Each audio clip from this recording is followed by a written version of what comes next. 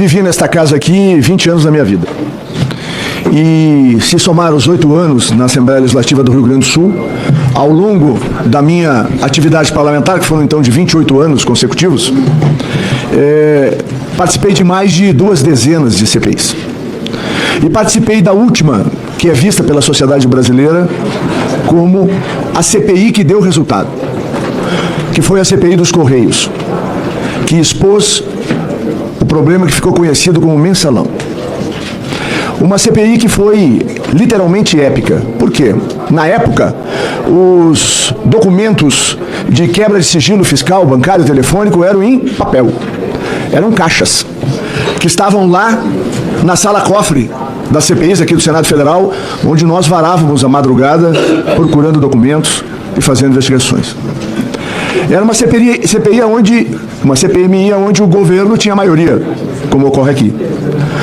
Mas houve uma condução de 2 pessoas, o presidente e o relator, que foram equilibrados, não perderam o foco, e o relatório final da CPMI dos Correios, que trouxe para essa casa, lembrar, um instrumento que até hoje é usado de mineração de dados, que é o I2, antes da Polícia Federal ter, o Senado Federal o adquiriu naquela oportunidade, e que permitiu que a investigação fosse extremamente profunda.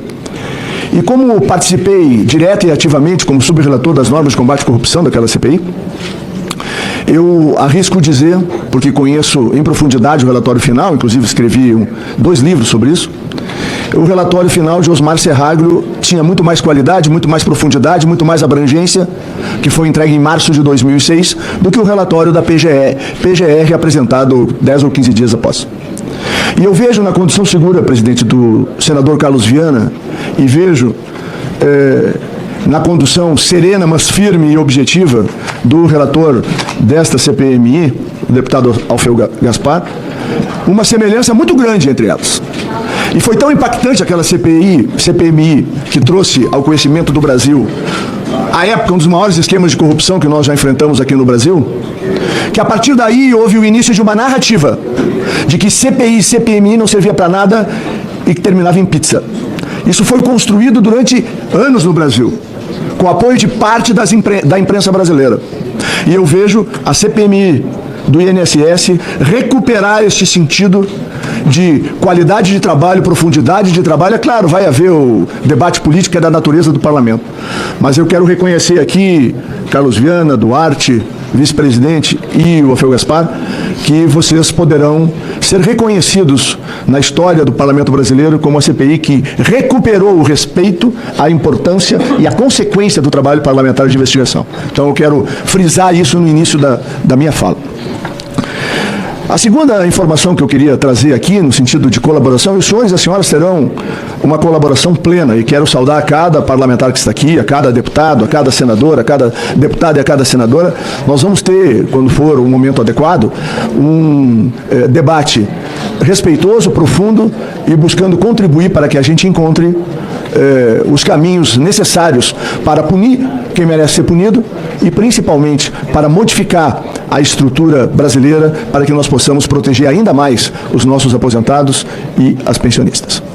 Queria, para que vocês possam entender, os senhores e as senhoras, porque eu acompanho o presidente Jair Bolsonaro desde 2017. Fui o primeiro parlamentar a caminhar ao lado dele neste parlamento. E por conta do processo que construímos em 17, em 18, eu fui escolhido para coordenar o plano de governo, que depois se chamou Caminho para a Prosperidade, que foi construído a muitas mãos ao longo do ano de 2018. Eu quero lembrar que ele tinha 3 pilares. Por que isso é importante? Porque todas as medidas adotadas ao longo dos 4 anos de governo respeitam os 3 princípios que estavam no Caminho da Prosperidade. O primeiro deles, constitucional. Um governo que foi respeitoso à Constituição do primeiro ao último dia. Segundo, eficiente.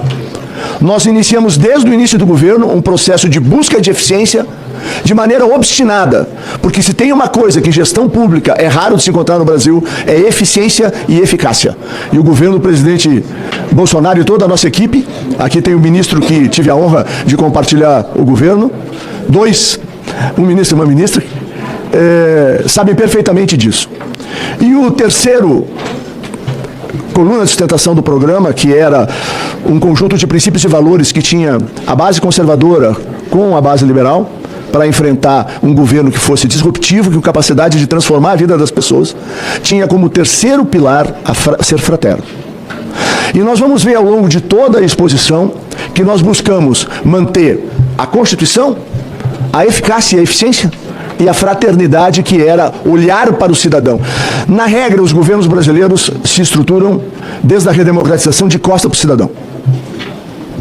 E em muitos momentos nós vimos estruturas de governo se servirem da sociedade brasileira. Se a gente tem alguma dúvida disso, basta ver, nos últimos quase 40 anos, a evolução da carga tributária, uma parte sobre impostos e uma parte sobre contribuições, que foram estabelecidas pelos diversos governos brasileiros. E tanto é verdade que o nosso governo foi o governo que mais reduziu impostos e tributos da história do país. Isso é inegável. E os resultados que alcançamos mostram que este conceito está correto e estava correto no período em que nós trabalhamos. Uma outra característica que tínhamos era a determinação do presidente, e enquanto eu estive na Casa Civil, porque tive a honra de fazer a transição de governo, e depois o presidente me honrou com o comando da Casa Civil de janeiro de 2019 até fevereiro de 2020, eu assisti em média, uma reunião mensal e muitas vezes 2 reuniões mensais do nosso ministério, liderados pelo presidente. Eu ouvi aquele homem dizer: Deus me deu uma segunda vida. Esta oportunidade não pode ser perdida. No nosso governo, o princípio fundamental é servir a sociedade brasileira, transformar a vida dos cidadãos brasileiros. Não aceito nenhuma situação que possa chegar, quiçá perto, de processo de corrupção. E quero reiterar de maneira objetiva de que esse é um governo que foi feito para levar o Brasil para estar entre as 10 maiores nações do mundo, no primeiro time das nações do mundo. E para isso, nós iniciamos o governo buscando um modelo de governança totalmente diferente. A governança do governo Bolsonaro se espelhou na OCDE. Governança adotada por 36 países no mundo, porque ela tem conceitos muito claros, que são muito similares: transparência, servir ao cidadão, clareza, respeito e, principalmente, governos que primem pela eficiência. Isso foi uma marca que nós trouxemos pela primeira vez para um governo federal no Brasil, porque nós espelhamos diretamente na experiência e no acúmulo que a OCDE tem. A OCDE é a Organização para o Desenvolvimento dos Países e Cooperação Econômica, onde 36 países estão alinhados lá, e o Brasil, que era bem longe da fila, ao final do nosso governo foi convidado para ingressar na OCDE, porque nós avançamos em todos os itens que exigem de que um país possa ingressar nesse seleto grupo de países que têm governança eficiente, respeito à cidadania, transparência e ausência, no maior nível possível, de corrupção, falha ou erro. E com isso, presidente, dizendo essas palavras, eu queria iniciar essa apresentação que vamos fazer ali. Eu não sei se eu posso falar no microfone ali para perto. Eu acho que tem coisas que são... Do jeito que o senhor desejar. Tem, aqui está aqui, ó. O pessoal trouxe mais um aqui. Não tem. Bom, ali nós vamos ver, então, a partir de agora, esses conceitos com que nós estruturamos o governo Bolsonaro sendo aplicados no cotidiano. Tudo que tem aqui são afirmações que são provadas documentalmente. Aqui não tem narrativa.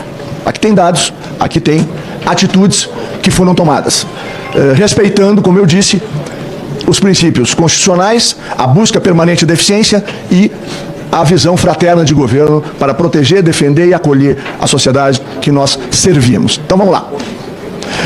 O contexto inicial, né? O problema com descontos associativos era recorrente. Tem denúncias de problemas com acordos ou com procedimentos dos mais diferentes governos desde 2010, né? Registrados pela imprensa brasileira.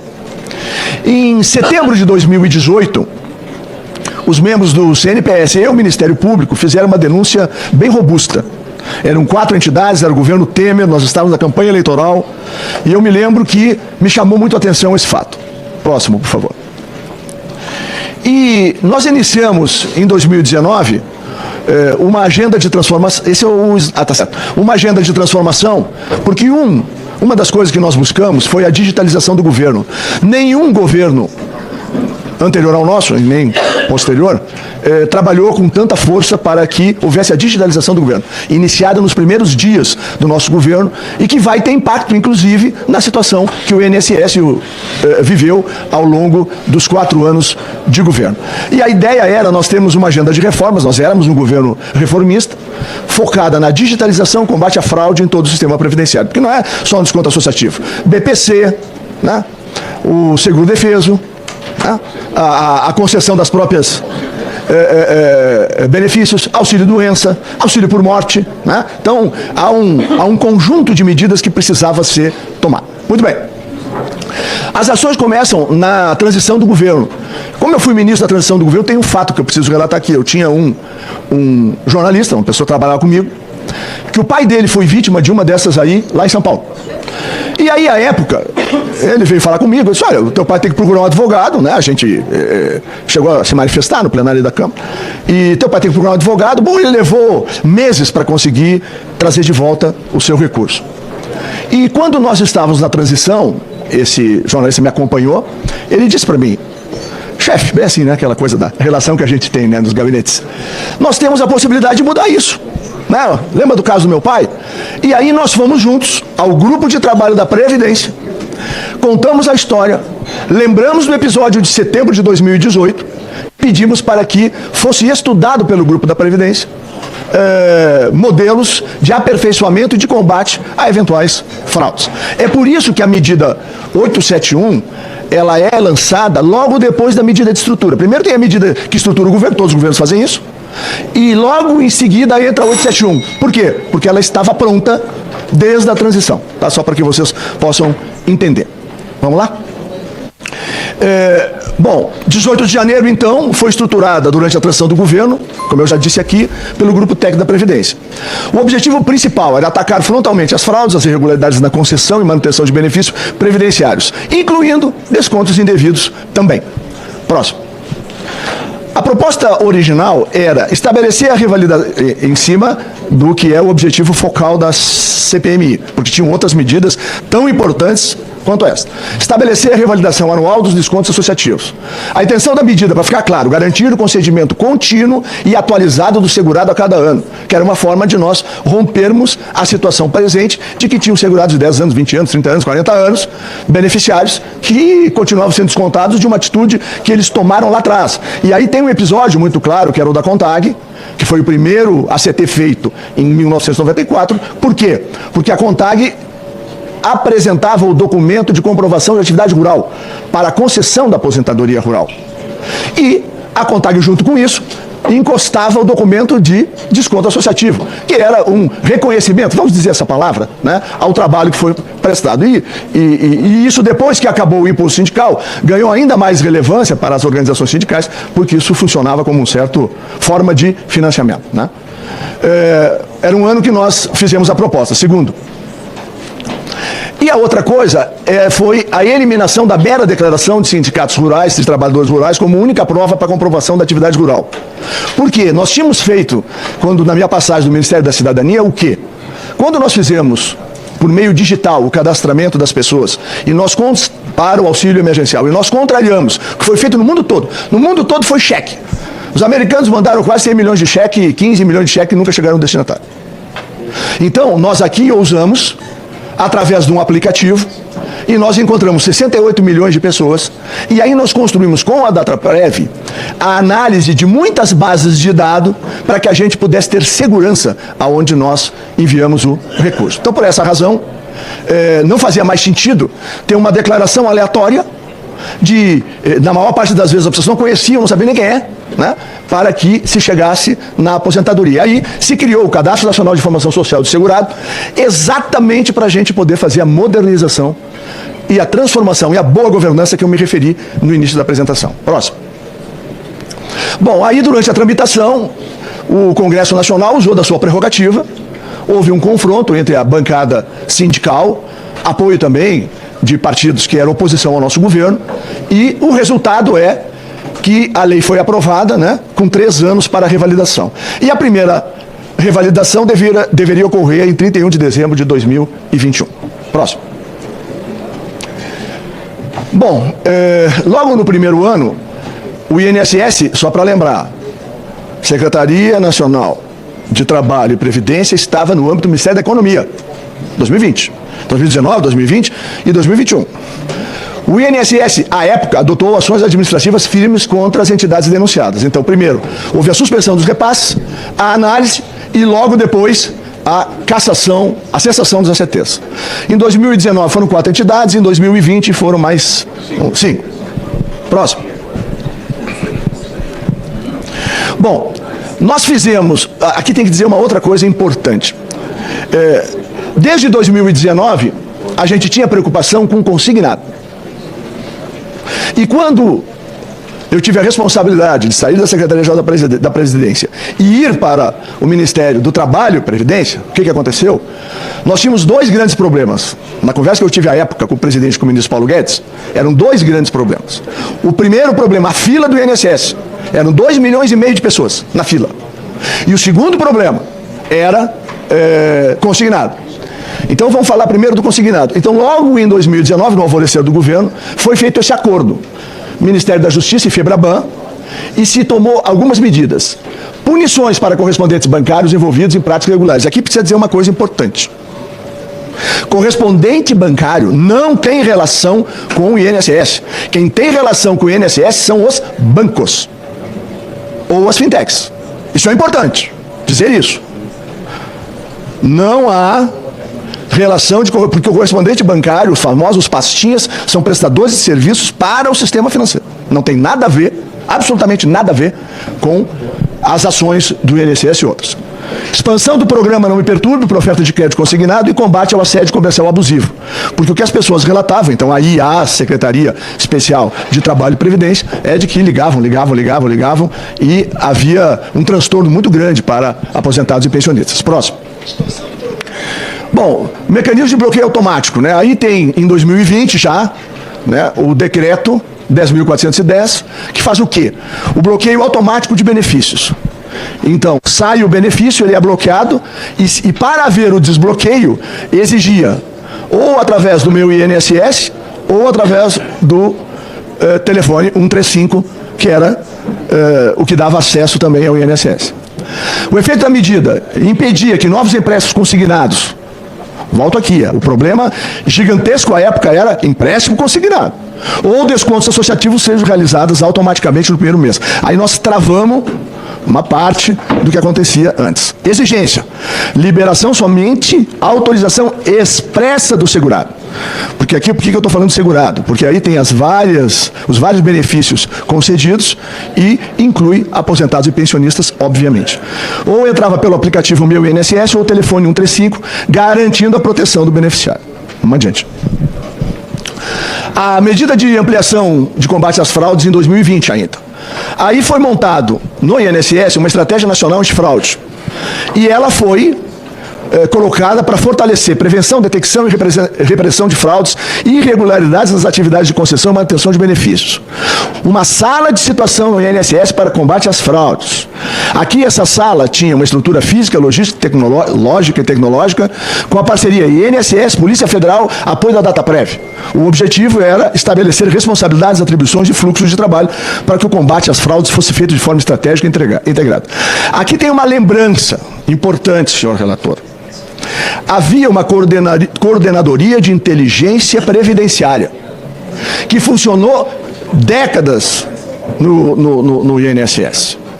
E esta coordenadoria, ela ajudou muito para que nós não tivéssemos problemas no nosso período de governo.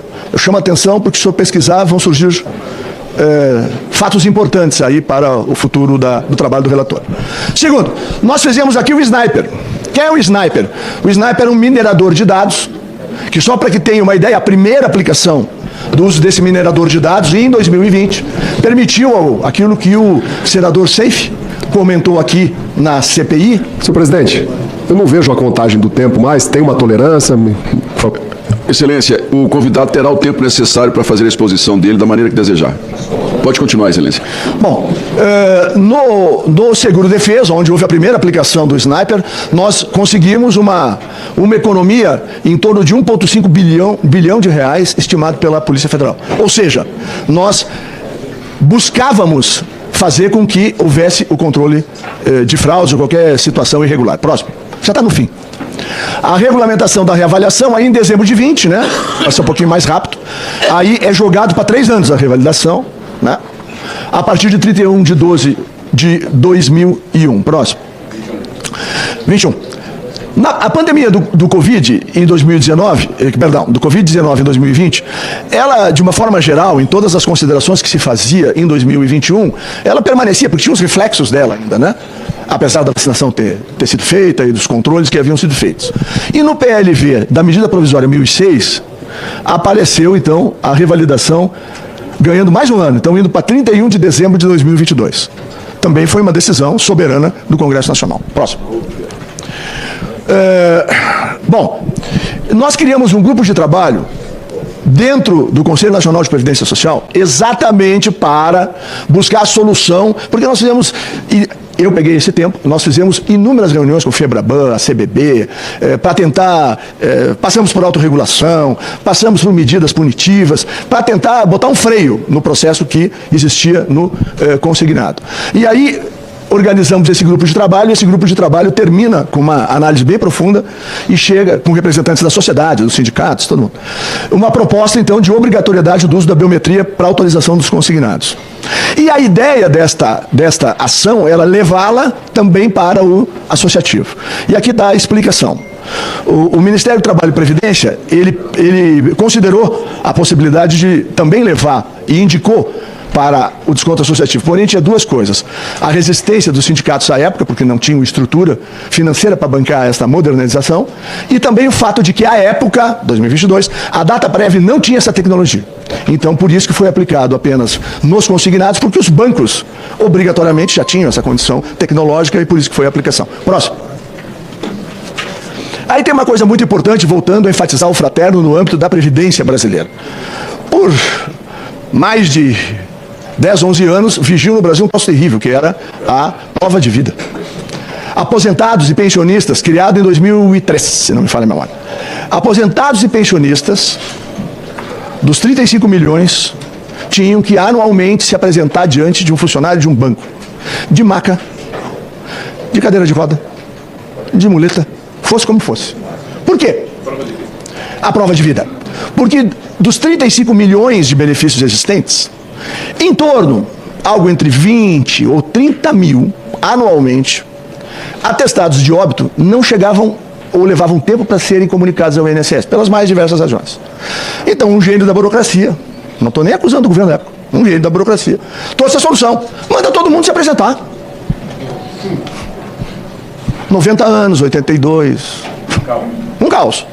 E nós, como tínhamos, de novo, a experiência da busca da eficácia no auxílio emergencial, como nós tínhamos os bancos de dados, usamos a mesma lógica, trouxemos para o INSS e conseguimos acabar com a prova de vida que passou a ser realizada automaticamente pelos sistemas que o governo federal tinha e continua tendo sob seu controle.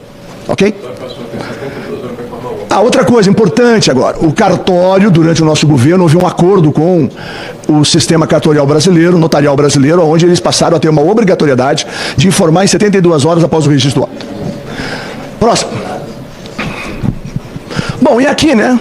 Aí o revés legislativo, na medida provisória do microcrédito, que era de novo para atender a questão eficácia e fraternidade, com a experiência do auxílio emergencial feito na pandemia, lembrar que nós descobrimos 15 milhões de invisíveis.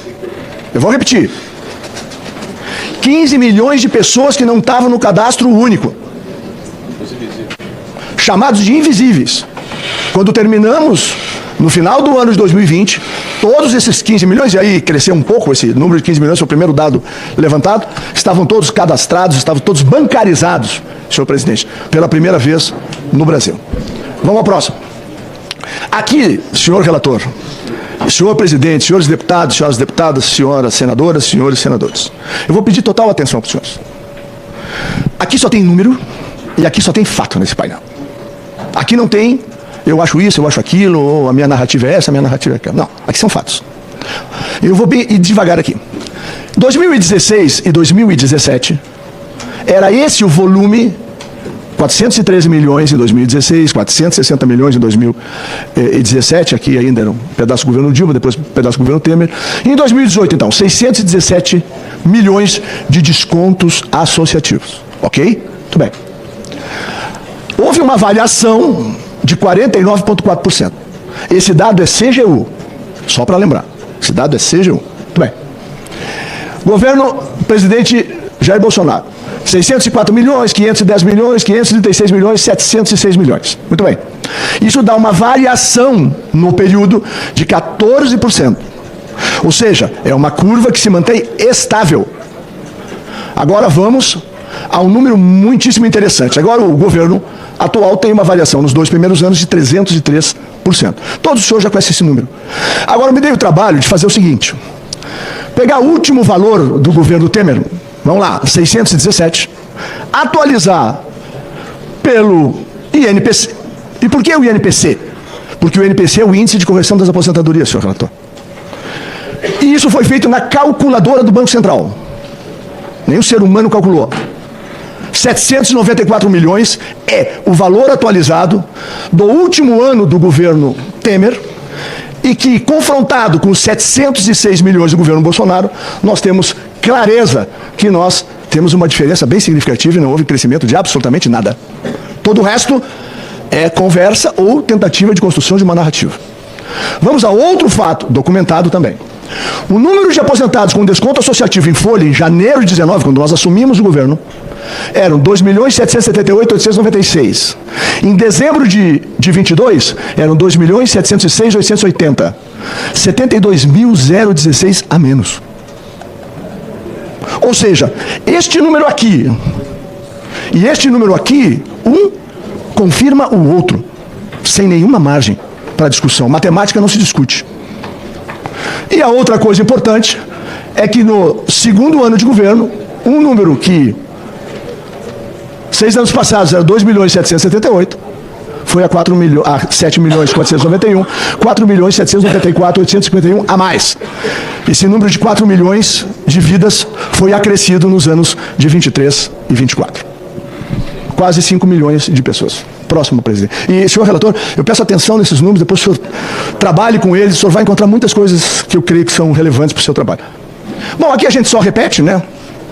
Antes das medidas que nós adotamos, teve um crescimento de 49,4% nos descontos associativos. Durante o nosso período de governo, houve um crescimento de apenas 14,4% com as medidas de controle. Então, aqui está só para a gente poder ver com clareza. Eu vou deixar com o senhor essa apresentação. Próximo e último. E como é que nós encontramos a síntese da nossa atuação do governo Jair Bolsonaro? Primeiro, a proatividade legal na segunda semana de governo. Ou seja, entrou o governo, veio a medida provisória de situação do governo. Oi? A primeira medida. E a primeira medida contra a corrupção está aqui. É do governo Bolsonaro. Aliás, a primeira e única em 34 anos de existência da Lei 8.213. Primeira e única. Não há nenhum governo, desde a redemocratização, que tomasse qualquer tipo de atitude semelhante a essa. Nenhum. O rigor administrativo, então aí suspendemos e cancelamos a CTS. E fizemos uma regulação muito forte através de vários decretos, trouxe alguns exemplos aqui, o 10.410, a Instrução Normativa 110, a Instrução Normativa 138, que trouxe então a biometria. E aí, senhor relator, acho que é importante olhar com lupa a questão que envolvia descontos consignados e a máfia que se estabeleceu, porque uma das coisas que foi identificada pelo minerador de dados, o sistema Sniper, é que hackers conseguiam com muita facilidade acessar os computadores da DataPrev. Tanto que por inúmeras vezes foi recomendado que fosse fortalecido o mecanismo de controle. E de lá saíam. Quando entrou a biometria, nós fechamos a porta no consignado. Aqui se fez uma CPI, a CPI da Terra, liderada por Álvaro Dias, nessa mesma sala. Eu quero dizer que fui um dos idealizadores dela, tivemos duas. Na primeira, nós descobrimos que para que houvesse o financiamento do MST no Brasil, haviam 150 CPFs que se repetiam em cooperativas ligadas ao movimento ou em organizações não governamentais. E aí nós palhamos esses 150 CPFs e essas organizações com o tal do Abril Vermelho. Então, ano que em fevereiro havia grossa liberação de recursos para estas instituições, onde estas pessoas compunham em revezamento as suas diretorias, o Abril Vermelho era mais intenso.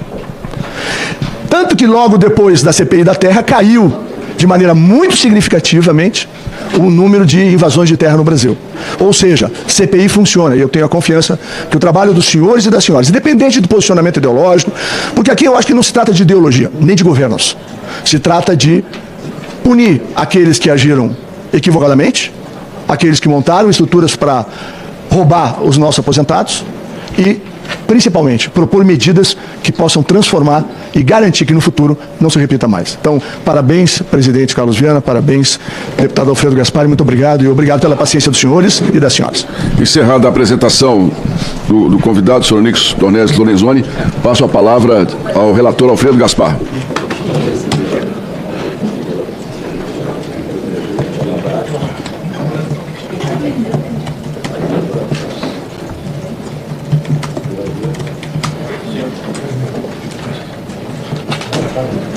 Senhor presidente, bom dia.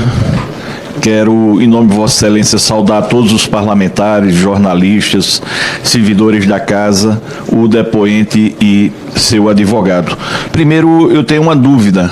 Como é que se pronuncia o nome do depoente? Se Onyx ou Onix? A minha mãe gostava da letra Y, ela botou Y no meu nome, então trocou a fonética, é Onix, porque a pedrinha preta é Onix. Senhor ministro, o senhor aqui chegou com alguns dados, mas antes de começar a perguntá-lo, eu estava ouvindo manifestações sobre a imprensa.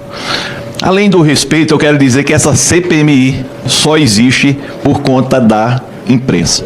Segundo, que a imprensa não está de todo errado, porque tentei trazer aqui Paulo Bodens, foi blindado.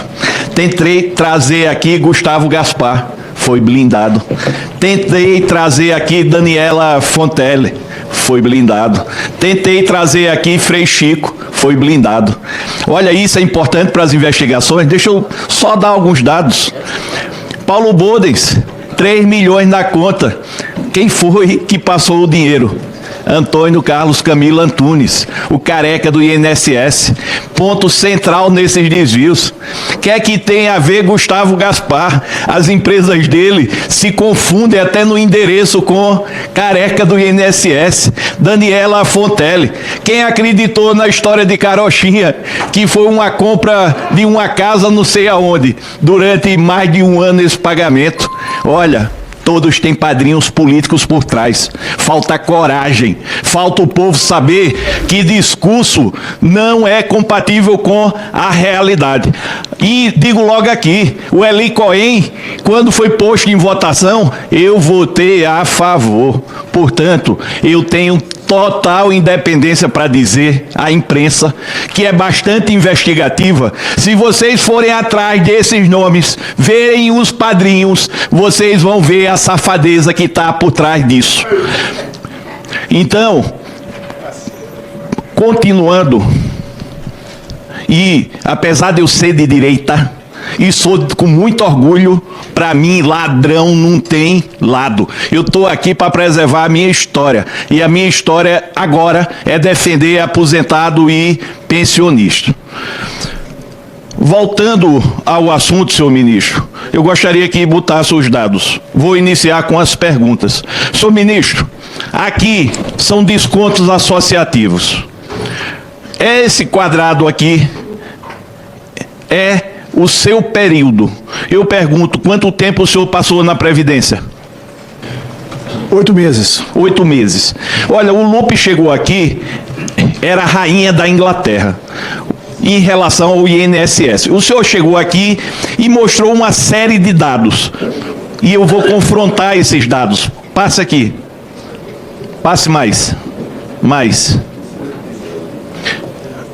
Passe mais. Mais. Aqui está uma pessoa que também respeito muito, o senador Isalci. Mas estou trazendo o senador, porque, segundo a reportagem, na transição de governo, o senhor esteve com esse rapaz que coordenava ou estava à frente da transição. A pergunta que eu ia fazer e vou reafirmar é: quais foram as denúncias que o senhor tomou conhecimento nesse momento? Para minha surpresa, o senhor disse que antes desse momento o senhor sabia de desconto irregular porque o seu assessor teve o pai descontando. Eu queria saber, aqui são técnicos, peritos do INSS, o senhor recorda desse momento? Relator, na transição de governo, nós recebemos centenas ou talvez milhares de pessoas. Como ministro da transição, eu recebia, se não me falha a memória, são médicos peritos do INSS. E eles trouxeram estas questões e também estavam lá buscando recuperar uma série de questões dos peritos médicos. Tá.